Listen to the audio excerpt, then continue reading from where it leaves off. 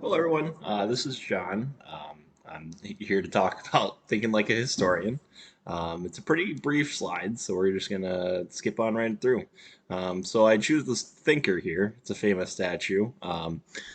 It's one of the common problems of man forever is thought and how to think. Obviously, there's been entire studies devoted to that and people's lives of philosophy and things like that. But what we're focusing on here today is going to be thinking like a historian. So let's get started. Um, so what does it really mean to think like a historian? There's three main points I want to put out here. Challenge the author's motive. Who was writing this and why? A lot of times there can be a lot of different influences on the reasons why someone might be writing something or why they might be choosing to support something. A lot of times it can be political, sometimes it can be incentivized through money that can be traced. There's countless reasons why. So that's always something to keep in mind. Um, Understand the context.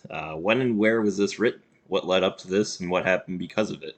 This is kind of has to go with all of history, but obviously everything happens with a context and a story kind of leading up to it. So um, to fully understand something, you kind of have to understand what came before it and what's going to come after it. And the significance that the role plays is greatly dictated by context. So it's extremely important to always think about because then you don't know. You could say 2,000 people died, and then without context, it could be the greatest catastrophe, or it could be a small battle in Mesopotamia or something that no one remembers or ever really knew about. So it's it definitely matters a lot about the context.